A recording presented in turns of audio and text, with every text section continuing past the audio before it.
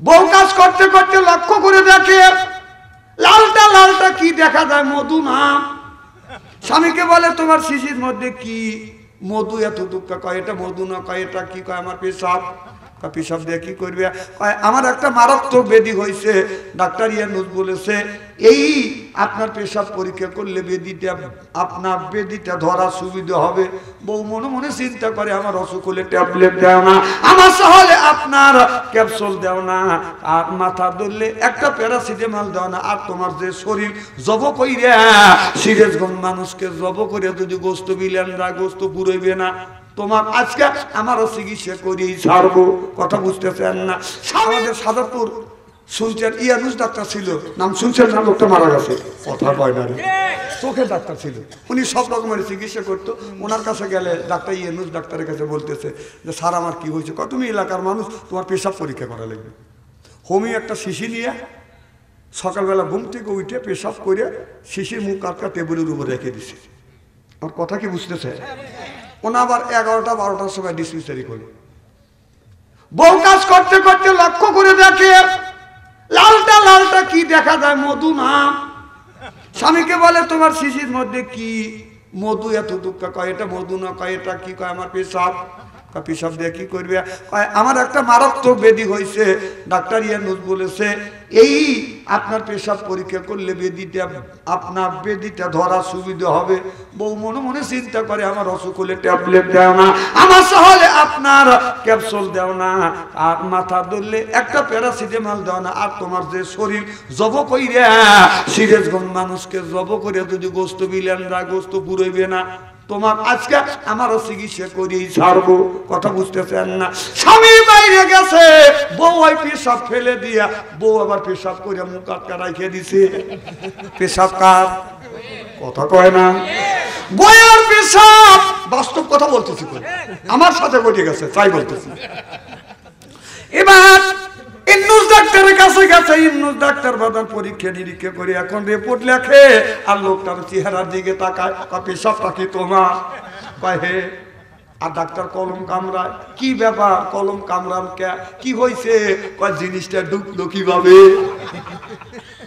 একবার রিপোর্টের দিকে তাকায়, আর একবার লোকটার মুখের দিকে তাকায়, কয় স্যার কি হয়েছে? মারাত্মক ব্যাধি হয়েছে নাকি? কয় জিনিসটা ঢুকলো কিভাবে? কয় কি? কয় কি ঢুকছে? কয় পেটে বাচ্চা আছে। লোকটা কয় ছাড়ছি। পেটে বাচ্চা আছে আর লোকটার মুখে কথা নাকি? ব্যবস্থাপনা নিয়ে সাইদ ডাক্তারের নাম শুনছেন, এখন সিরাজগঞ্জ ছিল, এখন আছে কিনা জানি না। হ্যাঁ আছে, আবু সাইদ ভাই চিনছি, মারা গেছেন। সাইদ ডাক্তারের কাছে গেল, ব্যবস্থাপনা নিয়ে বলে স্যার দেখুন কি হয়েছে? স্যার বলতেছে কোনো কোনো পেশাব ভাই আর পেটে বাচ্চা আছে। লোকটা কয় ছাড়ছি। বিজ্ঞ বিজ্ঞ দুইজন ডাক্তার বলতেছে পেটে বাচ্চা হয়। এখন উল্লবার আইছে ডাক্তার শামসুল আলম, নাম শুনছেন না? কথা কয় না রে, এটা মহাযন্ত্রণে পড়ে গেলাম। নাম শোনেন নাই? আরে নাম শুনছেন কি? দেখছেন? হ্যাঁ দেখছি, এতক্ষণ খালি শুনছি, এখন বলতেছে দেখছি। হ্যাঁ শামসুল আলম সফর। সে শামসুল ভাইয়ের কাছে গেছে। উনি আবার সাজাদপুর থাকছে, তো ওনার বাড়ি আমার ওই এলাকায় ছিল। উনি আবার এমন ভালো ডাক্তার, বেদি যত জোরে কেন হয় উনি এমন ভাবে সান্ত্বনা দেওয়ার বুঝতে মনে হয় 12 আনা বদি ভালো হয়ে গেছে। যে শামসুল আলমের কাছে গেছে, এই দিলে মন খারাপ করতেছে। হ্যাঁ কোনো কোনো পেশাব হয় আর পেটে বাচ্চা আছে, ওষুধ খালি ছেড়ে দিবে। 3 জন বিজ্ঞ বিজ্ঞ ডাক্তার বলছে, আর কেউ অবিশ্বাস করার আছে? অবিশ্বাস করার নাই। তো কয় স্যার কয় মাস? কয় 8 মাস। লোকটা ব্যবস্থা বানালিয়া মন ছোট করে বাদ যেতেছে আর চিন্তা করতেছে 8 মাস পেটে তো বাচ্চা নড়াচড়া তো করে। আর আমি কোন কাজে ডেলিভারি হবো? 8 মাসে তো মানুষের বাচ্চা হয়। যাই খানা পিনে বন্ধ, গোসল বন্ধ, বউ কয় খাওয়া না কাজ পেতনি, বউ আবার পেতনিও করে। আচ্ছা বউ কি পেতনির জিনিসটা কি? তুই তো দেখে শুনি আনছিস, দেখে শুনে আনার পর টাকা আবার পেতনি কোচকে। আমার ভাইরা ওই লোকটা সুখ গেছে। আমি নাটোর মাহফিলে যাচ্ছি, ব্যাগ রেডি হয়ে গেছে, ব্যাগ হাতে নিচ্ছি, এখন বাড়ির থেকে বের হয়ে যাবো। ওই লোকটা আর লোকটার বউ দৌড় আসছে আমার বাড়ির। হুজুর কোন দান মাহফিলে যাচ্ছে? কোথায়? কয় নাটোর। আমার কয় যে হুজুর অনেকের চিকিৎসা করেন, আমার স্বামী চিকিৎসা করেন। এখন কি আবার চিকিৎসা করার সময় নাকি? হ্যাঁ, মেয়েটা আবার খুব চালাক মানুষ, দৌড়ে গেছে আবার প্রধানমন্ত্রী গেছে। প্রধানমন্ত্রী ছিলেন না? প্রত্যেকটা যারা বিবাহ করছে তাদের একটা করে প্রধানমন্ত্রী আছে, নাম কি? বউ। জনগণ কি? বউ। জনগণ এটা কথা কয় না কিছু লোক, কি মুসিবতে পড়ে গেলাম। আমার প্রধানমন্ত্রী যা হাত করে ধরছে, হুজুর আপনি তো বলেন তাই চিকিৎসা করবেন। তা আমার বলতে আলফারি সাহেব শোনেন, কম কি হয়েছে? এই লোকটার দিয়ে চিকিৎসা করো। তো আমি বললাম যে এখন যাচ্ছি মাহফিল, এখানে চিকিৎসা করার সময় উনি রেগে গেছে যে তোমার আমার কাম করলি, আমার কামে একটু পাঠা বাতালি, তোমার সময় থাকে না। চিন্তা করলাম ওই যদি আপনার রাগ করে তাহলে তো সকালবেলা নাস্তা আমার বন্ধু আসবে। বললাম নিয়ে এসে যা দেখি যে লোকটা আমার সামনে শুকোয়া গেছে। কম ভাই কি হয়েছে? হুজুর কাউকে কয়েন না। কম না কাউকে বলবো না। কি হয়েছে? হুজুর আমার পেটে বাচ্চা আছে। আমার গিনিক যা করলাম, দেখ কি কয়, দেখ দেখ বেটা সারা বেটে বাচ্চা হয়, দেখ এখন কি এই চিকিৎসা আমি করবো, তুই কর কথা। না না, মহিলা মানুষ জানে মহিলার খবর, কি কারণ জানে কিনে। তো বলতেছে না হুজুর ওর পেটে বাচ্চা না, ওর বোর পেটে বাচ্চা। তাহলে আমি একটু শিওর হইলাম, যা বললাম ভাই আপনার পেটে বাচ্চা না, আপনার বোর পেটে বাচ্চা। আমার বোর পেটে বাচ্চা, আমার পেটেও বাচ্চা। এইগুলি কোনো সম্ভব হয়? হ্যাঁ সম্ভব। কম কি হয়েছে? কাজ দেখেন, ব্যবস্থাপনা দেখেন, 3 জন ডাক্তারের সিগনেচার রয়েছে, পেটে বাচ্চা। পরীক্ষা নিরীক্ষা করছে। তো বউ বলতেছে কি পরীক্ষা করছে? প্রসব পরীক্ষা করছি। তুমি আমার চিকিৎসা করো না দেখে তোমার পেশাব ফালা দিছি, আমার পেশাব রেখে দিছি। পেটে বাচ্চা তোমার না পেটে বাচ্চা আমার? ধরা খাওয়া গেল। তার লোকটা খেপে যায়। আসলে কারাল, কারাল বোঝেন না? খেললারে না, খেললারা কি বলেন আপনারা? কারাল। আর কেউ কয় খেললারা, কেউ কয় ফল।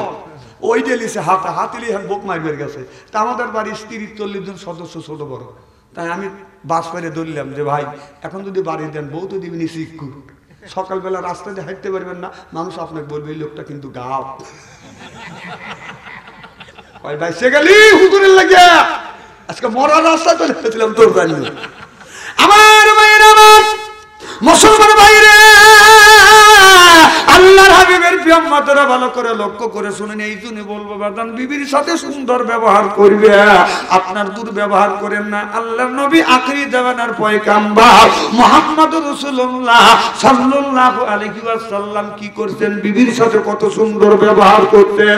বিবি যখন খাবার খাইছেন, মা আয়েশা রাদিয়াল্লাহু তাআলা আনহা যখন বাদান খাবার খাইছে, হাড্ডি খায়া পেটে রেখে দিছে, পুনরায় ওই হাড্ডিটা আমার নবী চাবাইছে। আমার মা আয়েশা রাদিয়াল্লাহু তাআলা আনহা বাদান আপনার পানি পান করছেন, আমার নবী এই পিয়ালা এই গিলাসটা হাতে নিয়ে বাদান এরকম করে ঘুরাইছে। মা আয়েশা যেই জায়গা মুখ লাগাইয়া পানি পান করছে, আমার নবী ঠিক ওই জায়গা মুখ লাগাইয়া পানি পান করছে।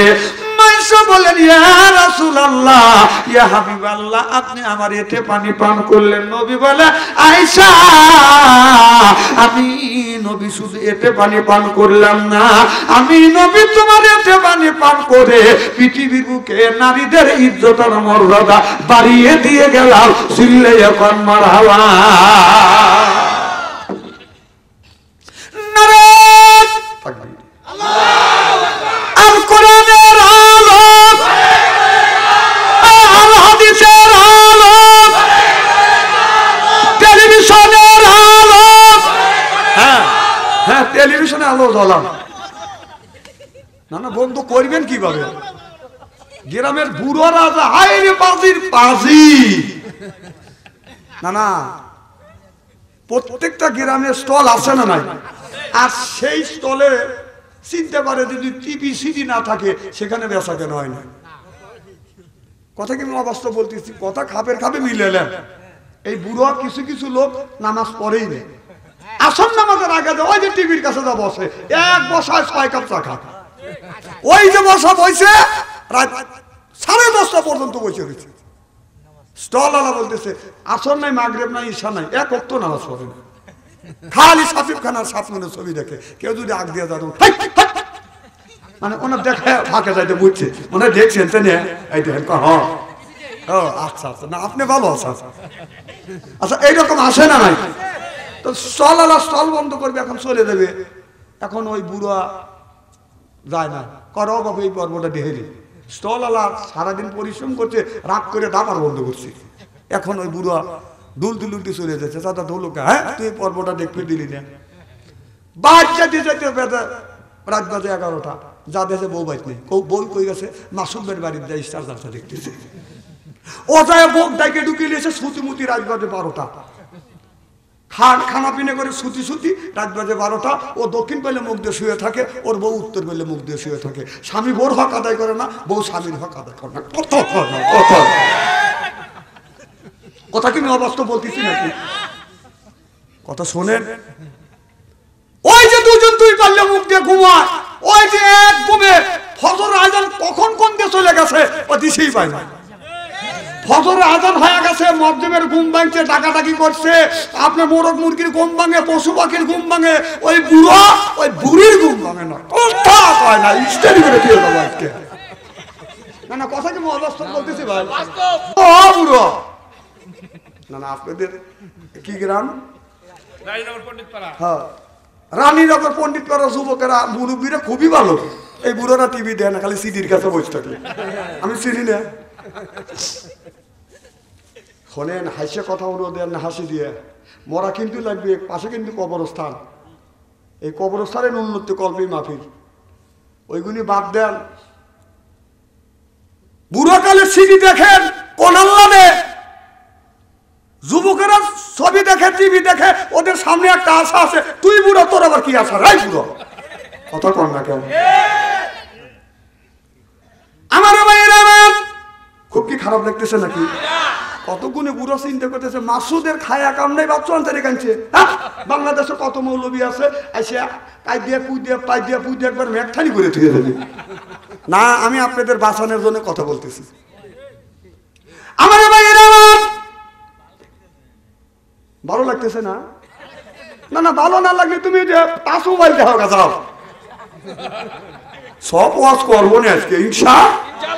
আমি ঘন্টা দেড়েক যদি আরো আলোচনা করি, শোনার জন্য রাজি আছেন তো? হাত তুলে দেখান তো, দেখে রাগ করবেন কারা কারা?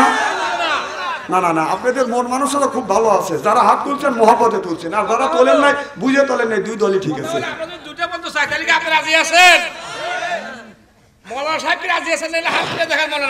আচ্ছা আচ্ছা, আমি চেষ্টা করতেছি ইনশাআল্লাহ। আমার ভাইয়েরা আমার অস্ত্র শুরুই করিনি, কে কেবল ধারণা দিচ্ছি।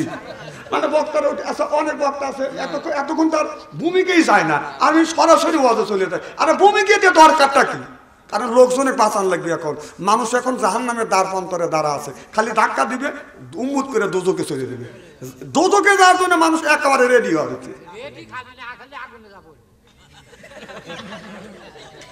না। এই যে একটা ছেলের বয়স 8 বছর, ওর আমলনামায় আল্লাহ নিজে পাপ লেখে নাই, কি করে লিখছে? কিন্তু মা বাবা বাধ্য করতেছে ওই ছেলেকে জাহান্নামে যাওয়ানোর জন্য। আরে এই কথাটা তো আপনি এই ওয়াজটা তো শুনছেন মনে হয়, সেই ওয়াজটাই করবো। এই দোষকে শোনেন, এটা এদিক তাকান, সিয়ারা কি একবারে খারাপ নাকি? হ্যাঁ, আরে সাবিক খান তো সৎ মানুষ। আমি যদি হাত পা টান করে যদি বলে অটেন সাহেব ও পাটল দিয়ে বের হওয়া, ওরে বাপ রে বাপ, আমি ওখানে ও তো বাঁকা হয় হাতে, আর আমি বুড়ো হয়ে গেছি এখনো টান। কথা কম, বয়স কিন্তু 60 বছর, ফেলু মনে করে না। এই হাতে কত মানুষের জানাজার নামাজ পড়াইছি, মাটি দিছি, গোসল করাইছি, চ্যাংরা মানুষ বুড়ো হয়ে গেছি। আমি 200 বছর বয়সে থাকবো, ওটা হাসি দেব। আগেকার মানুষ 4000 বছর, 2000 বছর, আরে 200 বছর তো বছরই না। না 200 বছর যদি আল্লাহ হায়াত দেয়, আপনাদের অসুবিধা আছে? অসুবিধা টাকা তাহলে থাকে। আমার ভাইয়েরা আমার ওই দিকে যেতে চাই না, ভালো করে লক্ষ্য করে শুনুন, বেদন আমলে নিয়ে তো বেদন শুনতে হবে। আল্লাহ কোরআন কারিমের মধ্যে 80 থেকে 82 জায়গা বললেন, ওয়াকিমুস সালাত, নামাজ কায়েম করো, অতু যাকাত আদায় করো, কুতিবা আলাইকুমুস সিয়াম, রমজান মাস আসতে রোজা রাখো। এই কথা কাজ কবরের মধ্যে যদি বাঁচতে চাও, দুনিয়ার থেকে বাদান ইবাদত করা লাগবে, আল্লাহর দাসত্ব, আল্লাহর বন্দেগী করা লাগবে। এই ভাগ্যের প্রতীক, কপাল মর্যাদার প্রতীক, নাকটা জমিনে ঠেকাইয়া ইবাদত করা লাগবে আমার আল্লাহ আল্লাহর। আর ওই লোকটা যদি মারা যায় কবরের মধ্যে বাদান যাওয়ার সাথে সাথে মুনকার নেকি ফেরেশতা আসবে বাদান কবরের মধ্যে বাদান তিনটে প্রশ্ন করবে।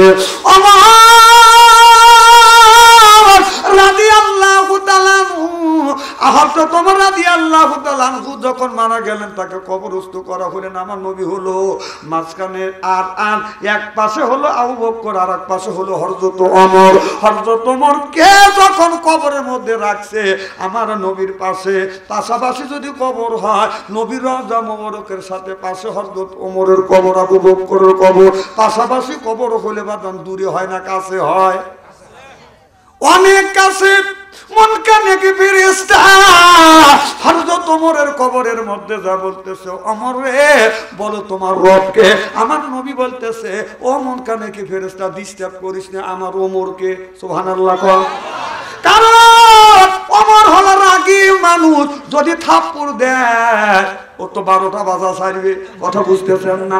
একদিন হাদিস শরীফের মধ্যে বাদান দেখছি হযরত মুসা আলাইহিস সালামের কাছে আজরাইল আলাইহিস সালাম যা বলতেছে, মুসা আলাইহিস সালাম সালাম দেয় নাই, যা বলতেছো মুসা আলাইহিস সালাম আমি আজরাইল আলাইহিস সালাম আসছি আপনার রূহ কবজ করবার জন্য। ওবে একটা থাপ্পড় মারছে, চোখ একটা বাদান উপড়ে গেছে। সুবহানাল্লাহ।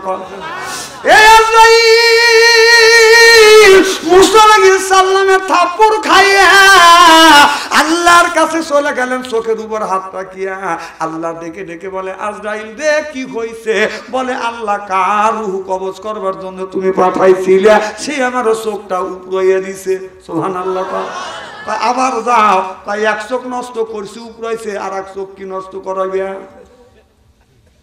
কি মুসা আমার বন্ধুর সাথে কি কোন বেয়াদবি করছো? আল্লাহ ইন্নাল্লাহ আলিমুম বিজাতি সুদূর, সব মাখলুকের মনের খবর কে জানে? আজরাইল আলাইহিস সালাম বলে, আল্লাহ ভুলে গেছে তোমার বন্ধু মুসাকে আমি সালাম দেই নাই। আল্লাহ বলছে তোর 2 চোখ উপড়ে নেই, আল্লাহ বাঁচাইছে। সুবহানাল্লাহ। আর 2 চোখ বাঁচায় মুসা উপড়ে নাই, তুই বেঁচে গেছিস, তাড়াতাড়ি যা সালাম দে। এবার আজরাইল আলাইহিস সালাম মুসা নবীর কাছে বাদান সালাম জানালেন, আসসালামু আলাইকুম। ও আল্লাহ নবী মুসা আলাইহিস সালাম আমার সালাম নাও। এবার মুসা আলাইহিস সালাম বলে, এক থাপ্পড়ে আদর্শ ফিরে গেছে। সুবহানাল্লাহ। একটু জোরে বল। এজন্য আমাদের থাপ্পড় না খেলে আদর্শ আমাদের বেরে না।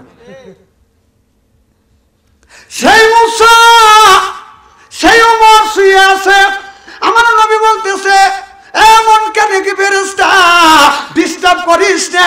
ওমরকে যদি ডিস্টার্ব করিস, ওমর যদি থাপ্পড় দেয় তোর কিন্তু 12টা বাজা থাকবে। এবার যা বলে বলো, মান রব্বকা, ওমর তোমার রবকে।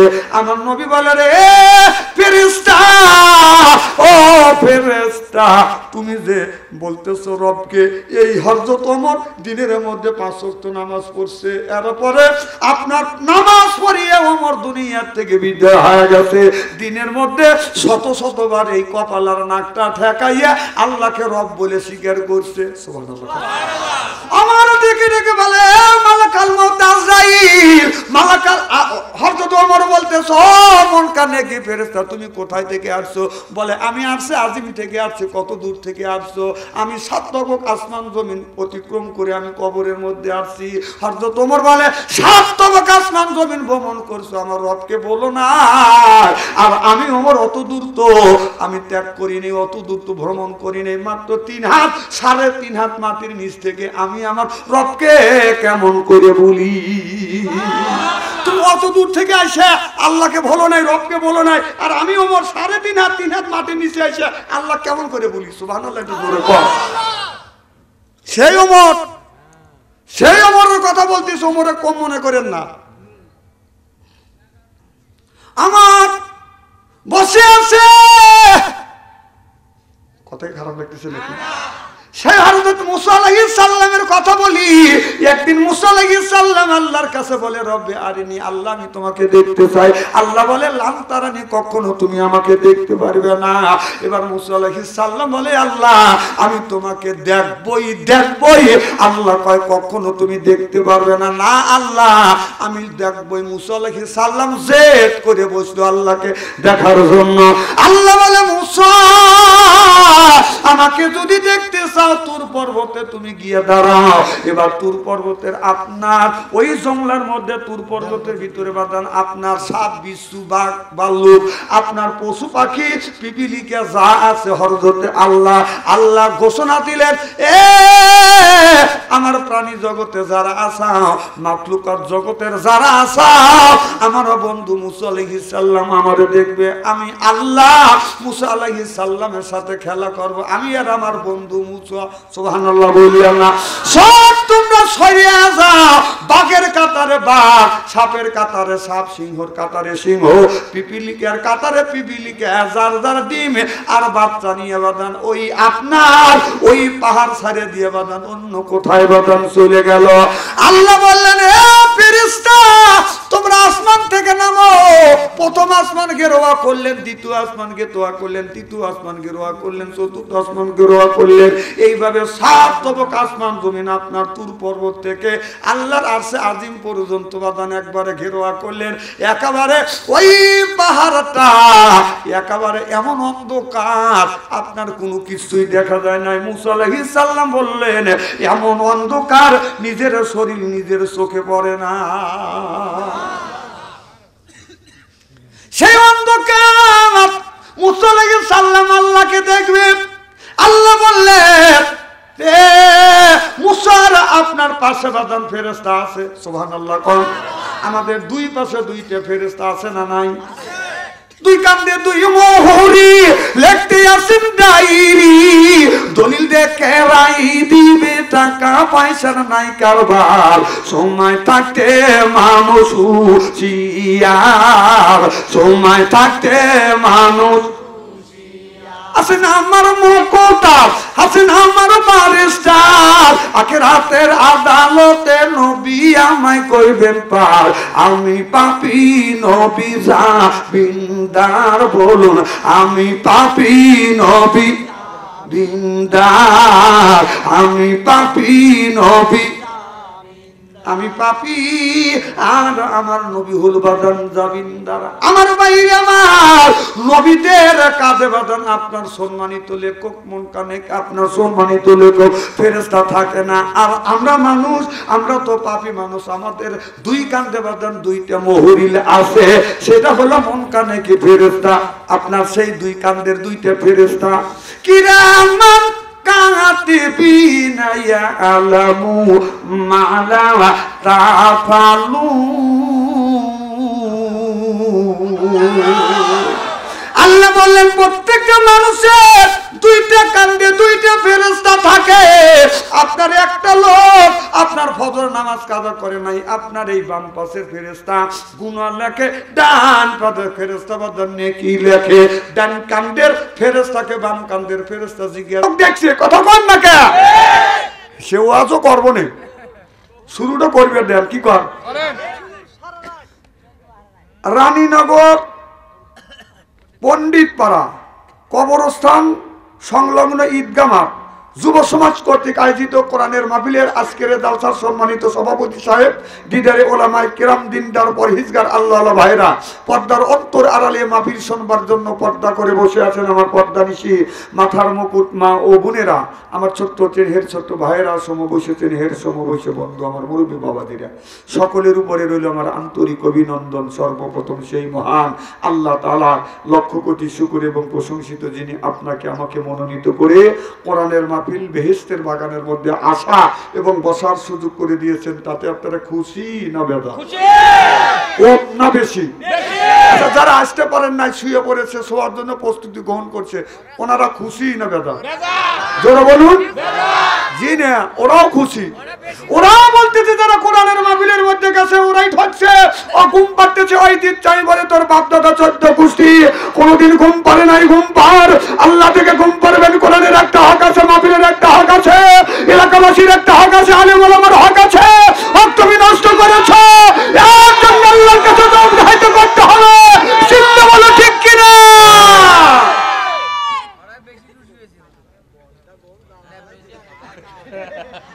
ওদের সাথে আল্লাহ লক্ষ লক্ষ কোটি কোটি গুণ দয়া করে মায়া করে কোরআনের মাহফিলের মধ্যে আসা এবং বসার সুযোগ করে দিয়েছেন। সকলেই সমস্বরে উচ্চ কণ্ঠে বলুন আলহামদুলিল্লাহ। মানবতা মুক্তিদূত আখিরি নবী ওই নবীর প্রতি জানাই লক্ষ কোটি দরুদ ও সালাম, সকলেই পড়ুন সাল্লাল্লাহু আলাইহি ওয়াসাল্লাম। সর্বপ্রথম জানতে চাই আমার ভাইরা, আপনারা সকলেই ভালো আছেন? আলহামদুলিল্লাহ। আল্লাহ আপনাদের দোয়ায় সুস্থভাবে সহিভাবে আপনাদের সামনে উপস্থিত করেছেন। তবে আপনাদের পবিত্র জবান থেকে গুনাহগার বাচ্চা আনসারীর জন্য কাজ করে দোয়া করুন। অল্প সময় হলেও যেন কোরআন আর হাদিস থেকে বাস্তবের সাথে কথা বলার জন্য তৌহিদ দেয়। সকলে কোন আমিন। আর একটিবার বলুন একটু জোরে বলুন। আমি আপনাদের কাছ থেকে দোয়া চেয়ে নিয়ে আপনাদের সার্বিক আর মঙ্গল কামনা করে আলোচনা শুরু করছি ইনশাআল্লাহ। আল্লাহ বিনে বাবায় মানুষ সৃষ্টি করবার ক্ষমতা আল্লাহর আছে না নাই? আছে। কারণ বিনে বাবায় তৈরি করছে কাক? আদম আলাইহিস সালামকে, মা বিহীন বাবা বিহীন। সুবহানাল্লাহ, একটু জোরে বল। এই ক্ষমতা আল্লাহর আছে তো? বাবাবিহীন সন্তান জন্ম দেওয়ার মালিককে আল্লাহ। যেমন ঈসা আলাইহিস সালাম, ওনার মা আছে বাবা নাই।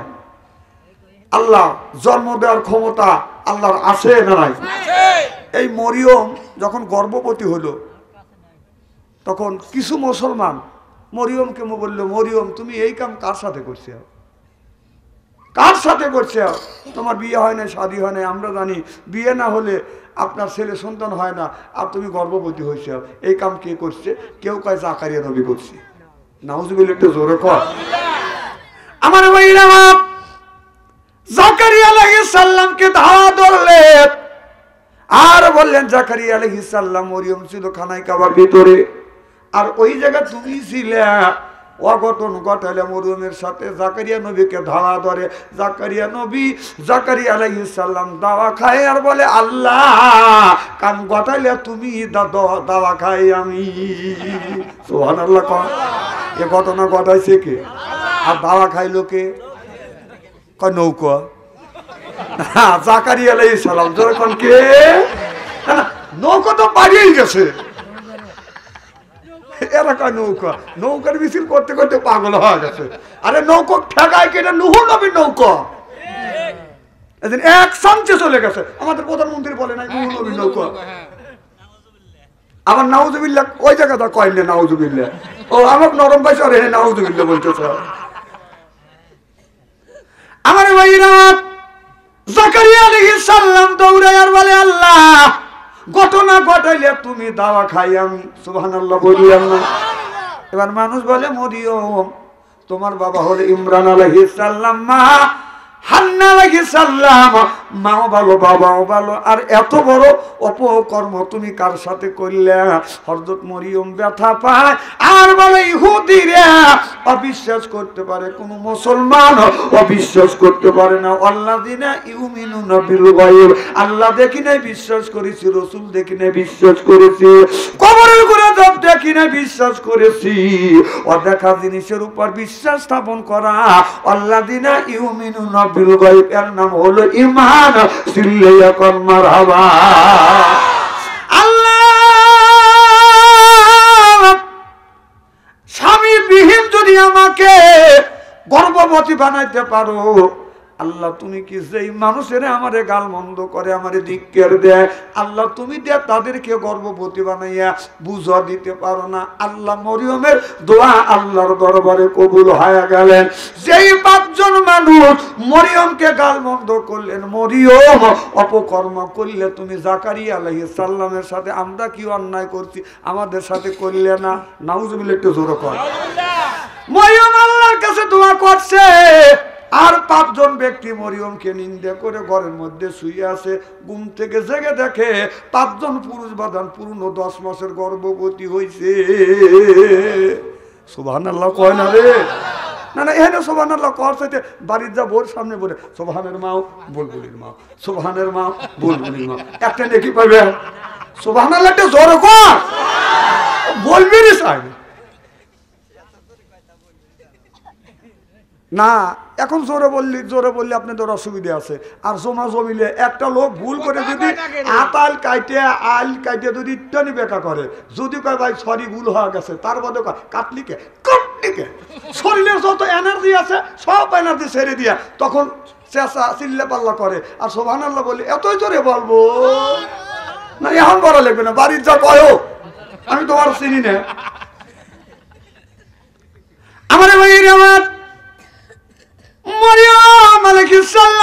করছে।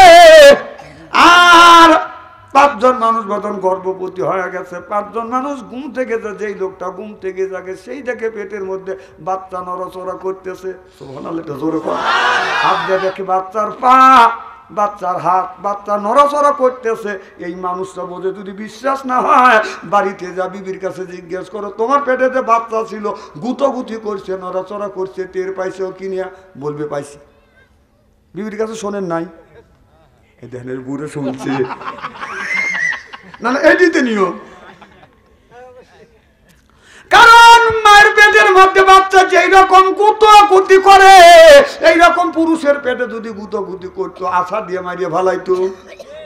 জীবন ভরা তুই আমার পেটের মধ্যে গুতোগুতি করছিস, খাইতে পারি নাই, খাবার সময় তুই গুতো দিছিস, খাবার রাখে আমি দাঁড়াইছি। পুরুষ যদি হইতো আমার মনে হয় আপনার টিভি দিয়ে মারিয়ে ফেলতো। মা মারে না, মা আর সন্তানের ভিতরে দূরবীন তো মহাব্বত পয়দা করে দিল কে? আমার ভাইরা, আমার এই বান্দা যখন আপনার দুনিয়ার মধ্যে বাদান আছে, দুনিয়ার মধ্যে আসবার পরে আমরা যখন ছোট্ট ছিলাম, কে কে করে বাদান কান্না ছাড়া আর কোনো পথ ছিল না, আমাদের ভাষা ছিল না। আল্লাহ ভাষা দেয় নাই, ভাষা দেওয়ার মালিক কি? আল্লাহ মাহুল বায়া।